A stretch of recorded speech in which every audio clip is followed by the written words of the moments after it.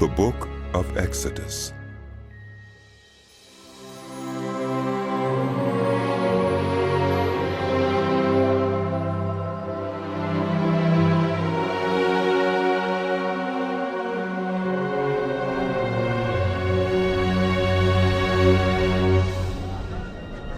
These are the names of the sons of Israel who went to Egypt with Jacob, each with his family: Reuben, Simeon, Levi, and Judah; Issachar, Zebulun, and Benjamin; Dan and Naphtali; Gad and Asher. The descendants of Jacob numbered 70 in all. Joseph was already in Egypt. Now Joseph and all his brothers and all that generation died. But the Israelites were exceedingly fruitful. They multiplied greatly, increased in numbers, and became so numerous that the land was filled with them. Then a new king, to whom Joseph meant nothing, came to power in Egypt. "Look," he said to his people, "the Israelites have become far too numerous for us. Come, we must deal shrewdly with them, or they will become even more numerous, and if war breaks out, we'll join our enemies, fight against us, and leave the country." So they put slave masters over them to oppress them with forced labor, and they built Pithom and Ramesses as store cities for Pharaoh. But the more they were oppressed, the more they multiplied and spread. So the Egyptians came to dread the Israelites and worked them ruthlessly. They made their lives bitter with harsh labor in brick and mortar, and with all kinds of work in the fields. In all their harsh labor, the Egyptians used them ruthlessly. The king of Egypt said to the Hebrew midwives, whose names were Shiphrah and Puah, "When you help the Hebrew women in childbirth, and observe them on the delivery stool, if it is a boy, kill him. But if it is a girl, let her live." The midwives, however, feared God and did not do what the king of Egypt had told them to do. They let the boys live. Then the king of Egypt summoned the midwives and asked them, "Why have you done this? Why have you let the boys live?" The midwives answered Pharaoh, "Hebrew women are not like Egyptian women. They are vigorous and give birth before the midwives arrive." So God was kind to the midwives, and the people increased and became even more numerous. And because the midwives feared God, he gave them families of their own. Then Pharaoh gave this order to all his people: "Every Hebrew boy that is born, you must throw into the Nile, but let every girl live." Now a man of the house of Levi married a Levite woman, and she became pregnant and gave birth to a son. When she saw that he was a fine child, she hid him for 3 months. But when she could hide him no longer, she got a papyrus basket for him and coated it with tar and pitch. Then she placed the child in it and put it among the reeds along the bank of the Nile. His sister stood at a distance to see what would happen to him. Then Pharaoh's daughter went down to the Nile to bathe, and her attendants were walking along the riverbank. She saw the basket among the reeds and sent her female slave to get it. She opened it and saw the baby. He was crying, and she felt sorry for him. "This is one of the Hebrew babies," she said. Then his sister asked Pharaoh's daughter, "Shall I go and get one of the Hebrew women to nurse the baby for you?" "Yes, go." she answered. And the girl went and got the baby's mother. Pharaoh's daughter said to her, "Take this baby and nurse him for me, and I will pay you." So the woman took the baby and nursed him. When the child grew older, she took him to Pharaoh's daughter, and he became her son. She named him Moses, saying, "I drew him out of the water." One day, after Moses had grown up, he went out to where his own people were and watched them at their hard labor. He saw an Egyptian beating a Hebrew, one of his own people. Glancing this way and that, and seeing no one, he killed the Egyptian and hid him in the sand. The next day he went out and saw two Hebrews fighting. He asked the one in the wrong, "Why are you hitting your fellow Hebrew?" The man said, "Who made you ruler and judge over us? Are you thinking of killing me as you killed the Egyptian?" Then Moses was afraid and thought, What I did must have become known. When Pharaoh heard of this, he tried to kill Moses. But Moses fled from Pharaoh and went to live in Midian, where he sat down by a well.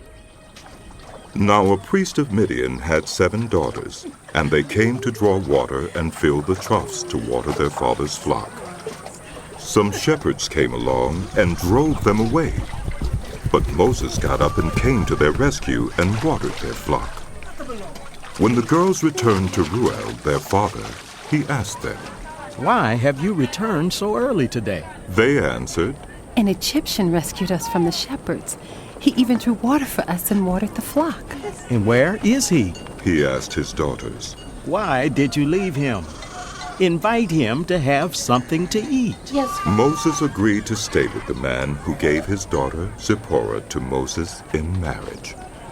Zipporah gave birth to a son, and Moses named him Gershom, saying, I have become a foreigner in a foreign land.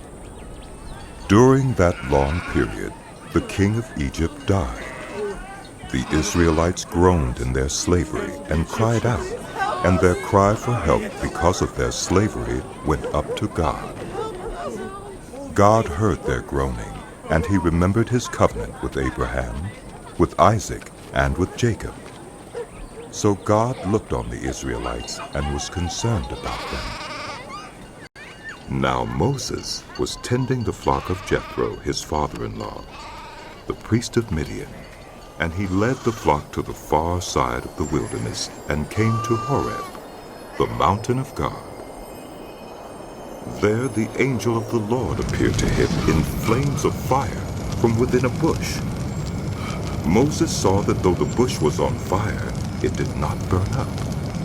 So Moses thought, I will go over and see this strange sight. But the bush does not burn up. When the Lord saw that he had gone over to look, God called to him from within the bush. "Moses,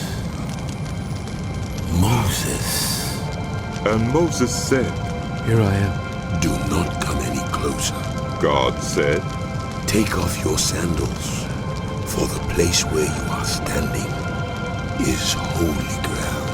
Then he said, I am the God of your father, the God of Abraham, the God of Isaac, and the God of Jacob." At this, Moses hid his face because he was afraid to look at God. The Lord said, I have indeed seen the misery of my people in Egypt. I have heard them crying out because of their slave drivers, and I am concerned about their suffering. So I have come down to rescue them from the hand of the Egyptians, and to bring them up out of that land into a good and spacious land, a land flowing with milk and honey, the home of the Canaanites, Hittites, Amorites, Perizzites, Hivites, and Jebusites. And now the cry of the Israelites has reached me, and I have seen the way the Egyptians are oppressing them. So now, go. I am sending you to Pharaoh to bring my people, the Israelites, out of Egypt. But Moses said to God, Who am I that I should go to Pharaoh and bring the Israelites out of Egypt? And God said, I will be with you, and this will be the sign to you that it is I who have sent you. When you have brought the people out of Egypt, you will worship God on this mountain. Moses said to God, Suppose I go to the Israelites and say to them, The God of your fathers has sent me to you. And they ask me, What is his name? Then what shall I tell them? God said to Moses, I am who I am. This is what you are to say to the Israelites. I am has sent me to you. God also said to Moses, Say to the Israelites, the Lord, the God of your fathers, the God of Abraham, the God of Isaac, and the God of Jacob, has sent me to you. This is my name forever, the name you shall call me from generation to generation. Go, assemble the elders of Israel, and say to them, the Lord, the God of your fathers, the God of Abraham, Isaac, and Jacob, appeared to me and said, I have watched over you and have seen what has been done to you in Egypt, and I have promised to bring you up out of your misery in Egypt into the land of the Canaanites, Hittites, Amorites, Perizzites, Hivites, and Jebusites, a land flowing with milk and honey. The elders of Israel will listen to you. Then you and the elders are to go to the king of Egypt and say to him, the Lord, the God of the Hebrews, has met with us. Let us take a 3-day journey into the wilderness to offer sacrifices to the Lord our God. But I know that the king of Egypt will not let you go unless a mighty hand compels him. So I will stretch out my hand and strike the Egyptians with all the wonders that I will perform among them. After that, he will let you go, and I will make the Egyptians favorably disposed toward this people, so that when you leave, you will not go empty-handed. Every woman is to ask her neighbor and any woman living in her house for articles of silver and gold and for clothing, which you will put on your sons and daughters, and so you will plunder the Egyptians.